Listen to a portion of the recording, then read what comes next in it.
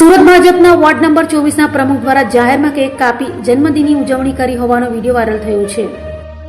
સુરત ભાજપમાં મારામારીની ઘટના બાદ બીજો વિવાદ સામે આવ્યો છે. સુરતના વોર્ડ નંબર 24ના પ્રમુખ પ્રકાશ ખેરનારે જાહેર માર્ગ પર કેક કાપીને જન્મદિવસની ઉજવણી કરી હતી. ઉધનામાં આવેલા સાંઈબાબા સોસાયટીના ગેટ પર કાર્યકર્તાઓ સાથે ફટાકડાઓ ફોડી વોર્ડ પ્રમુખ પ્રકાશ ખેરનારે જન્મદિવસ ઉજવ્યો હતો.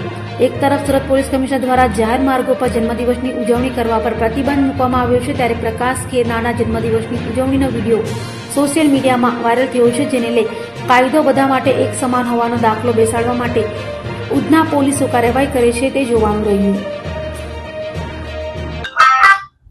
આપણા મીડિયાની માધ્યમથી મેં કહેવા માંગુ છું કે જે કાર્યકર્તાની લાગણી અને ઉત્સાહ હતો અને જે કહે છે કે જાહેર રસ્તા પર બર્થડેની ઉજવણી નહીં કરવામાં આવી છે, સોસાયટીના પર બર્થડેની ઉજવણી કરવામાં આવી છે.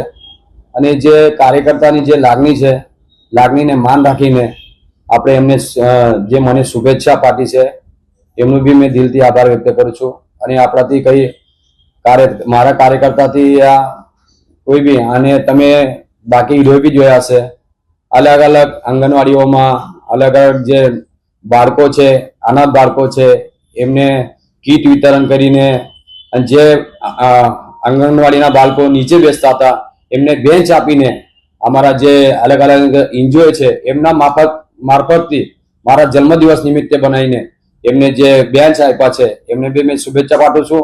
અને તમારા મીડિયાના માધ્યમથી સૌ જનતાને વિનંતી કરું છું કે જે મારું બર્થડે ઉજવણી કરવામાં આવી છે એ કાર્યકર્તાની લાગણી અને ઉત્સાહથી કરી છે.